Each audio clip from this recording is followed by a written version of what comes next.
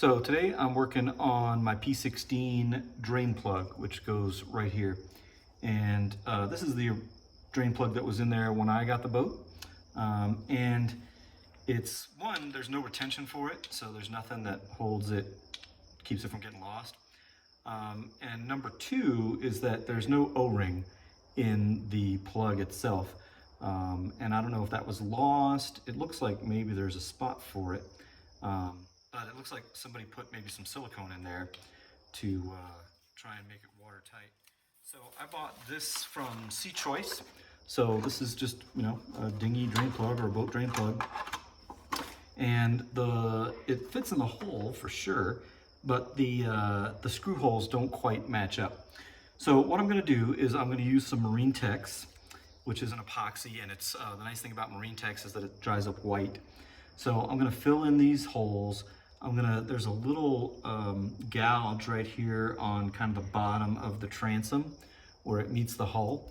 So I'm gonna fill in that, but it barely, I guess the drain plug will sit, kind of sit over a piece of that I'm gonna repair. So I'm gonna fill that in, and then I'll sand it flush and then remount the drain plug.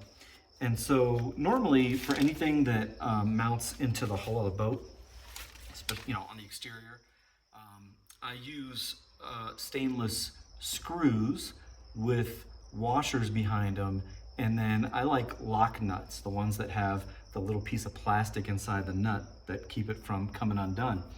Unfortunately on this, of course, when I mount the drain plug, there's no way for me to get a wrench in there on the back side to hold the nut. So the only way to mount this is gonna be with screws. And so these are the screws that came with it. And you know, I don't know if this was hobby shopped and this is not a stainless screw. It could be, you know, zinc or something else. And so I just happen to have on hand some stainless screws. And so I'm gonna use these, and they're a little longer as well, but they're the same width or diameter. So the first thing I have to do is I have to grind a little bit around here, because where the screw holes, where it was mounted before, some of the gel coat has come up, and so that's cracked a little bit. So I'm gonna grind all that out. I'm gonna grind on this a little bit just to make a good surface for the MarineTex epoxy to adhere to, because you do want to rough it up a little bit. So I'm gonna grind it, smooth it out a little bit, and then fill that in.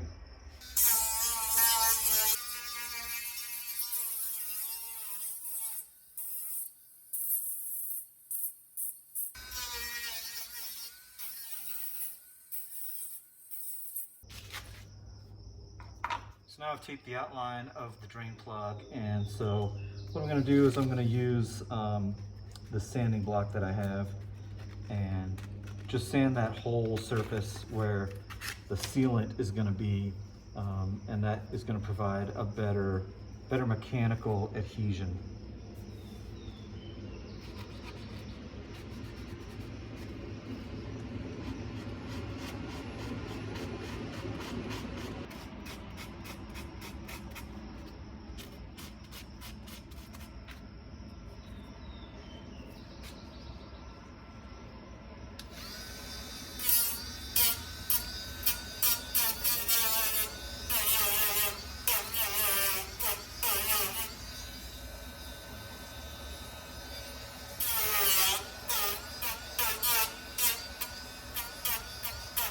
So after sanding away all the bad fiberglass, you can see there's a little notch here now. So I'm gonna drill out these holes that are here just to kind of clean them out. So they're gonna be a little bit bigger than they were before, but this way it gets rid of all the grit and stuff that's in there.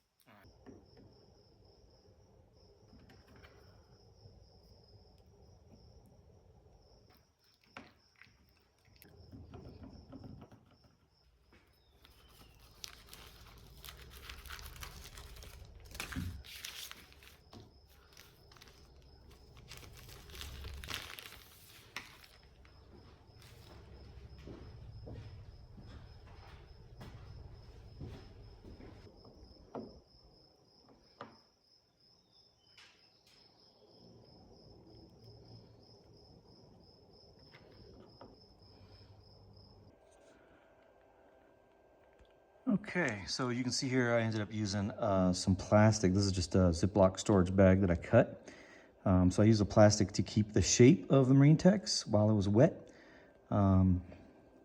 because it was starting to drip down a little bit, just because it's a large area. So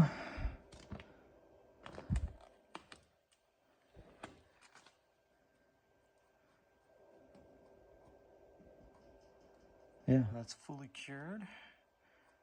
So now I just need to do a little sanding, and then I'll drill some new holes for the new plug.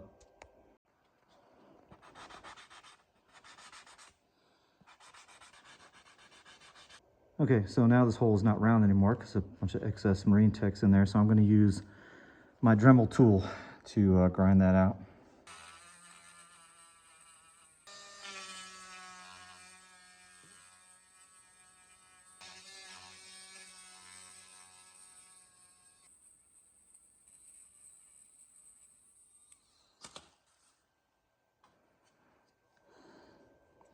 Okay, the moment of truth. Perfect. Okay, so that's ready to go, and I'm going to go ahead and drill the holes now. Okay, so I just use this as a template to drill the 2 new holes here, and basically this is ready for 5200. I do need to wipe down this with acetone because it's got some dust on it.